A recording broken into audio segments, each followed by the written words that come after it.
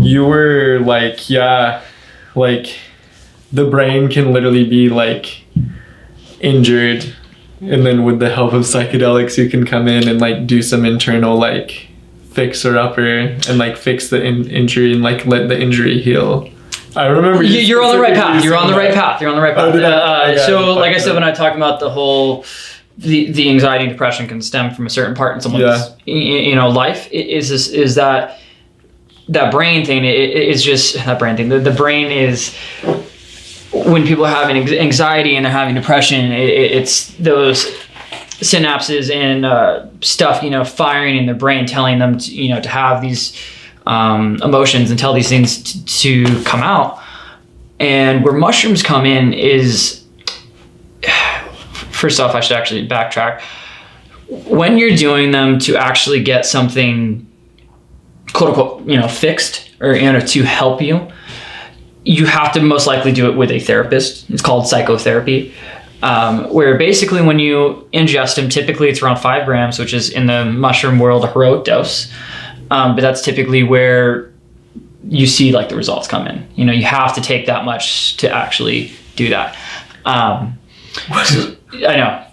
It's fucking wild. So you'll take that, they'll blindfold you, they'll wrap you in a blanket. They sometimes even, they'll do some, they do like soundproof headphones. They really just kind of lock you in and maybe help you get through the come up. And then when the therapist comes in is basically, they're like holding your hand, they're your guide, they're there to help you and make you feel safe. And doing that much is always going to be big in any way, but doing it with someone who's leading you back to an event in your life where trauma occurred is very hard to do.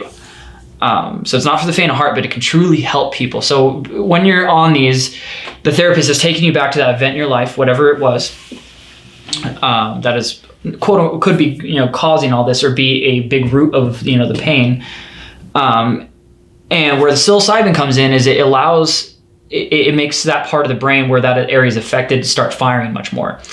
And the psilocybin goes in and kind of rewrites the pathways there, and it can allow it to heal.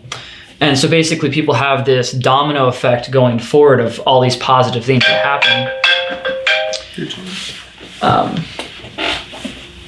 Oh, you're good. Oh, okay. You're good. So basically people have this domino effect of all these positive things that happen. It's not just like an overnight thing. It's just like they kind of slowly affects over time. So people are doing a treatment with a 4-month intermittent break and then another treatment. And they're seeing like years and years of progress. So like on a 90% success rate, most people are getting something like getting positive results from this. Like, so something that's, sort of like antidepressants where one of the symptoms could even be suicide. We're talking about something where people have to do once or twice a year. Even if it's a really crappy experience, you're going to be gaining something from it every single time. And it's going to get easier and easier and easier eventually to the point that I'm not saying it's 100% guarantee that everything's going to fade. But typically it's been proven that it's can. So, it's everyone, but we've talked before, everyone's different. Damn, bro. So you're telling me people have gone in with some gnarly, life-ending problems and have just gotten, repaired? Yeah. Really? Yeah. I mean, this is why it's getting legalized. It is seen as we need to stop seeing it as a party drug. It's an actual medicine, and for people who are more religious and are against drugs, I also give the argument of okay, if God gave us this place, he also made marijuana, he made mushrooms, they both grow on the ground, we dry them, we cure them, and people eat them. They do the same fucking thing. Or we create them the same way, and they have all these positive effects. So why not do them? It's a natural remedy.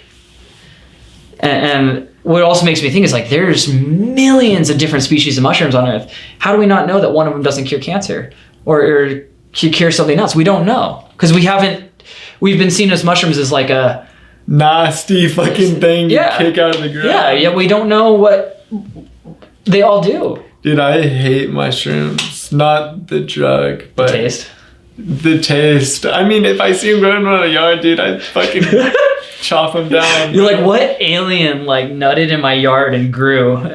But honestly, mushrooms, the look of them are kind of cool, I guess. I was playing some Plants vs. Zombies and I was like, I these guys are kind of cool. But people can flip over a mushroom and look at the underside of the skirt, as we call it, and take a picture of it. And it's just like, you could put it next to a brain and like how they look the same. So I'm like, it affects the brain. It kind of looks like a brain. I don't know. Seems kind of connected, if you tell me, man.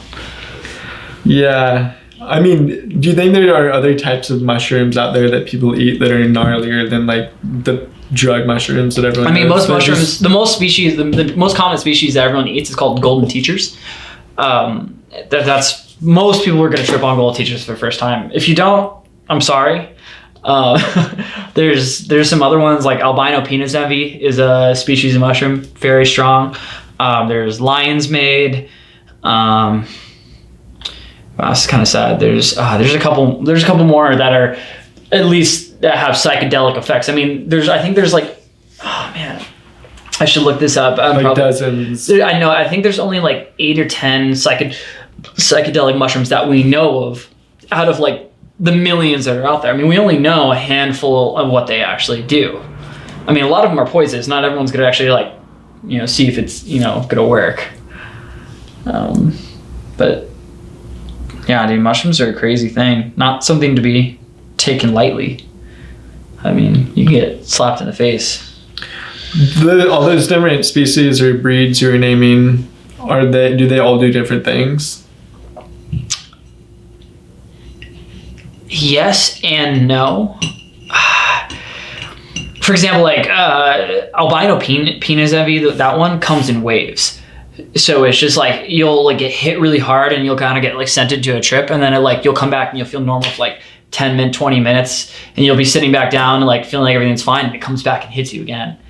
So they do have different bodily effects, but they all affect your mind. Dude, the thing is, people study this so gnarly. Yeah. And like know all the drugs that are happening to them. Like, what's going on? Like, is that something's happening when you like digest it in your stomach? Yeah. I mean, it's basically technically it's like it's a poison. I mean, it can be seen as a poison, or it's a bacteria more commonly. And that's like the gut flora. Like you feel it in your stomach. It's like your gut is battling this bacteria. And then it is getting into your bloodstream, and like quote unquote the toxic effects are affecting you in that psychedelic way. But when I say like toxic, I mean, no one has ever overdosed on psychedelic mushrooms. I don't want to say it's not possible. I don't think anyone's eaten like pounds of them that I know of, but there are people out there who have eaten, 20 grams, an entire ounce, and have been fine from it. I mean,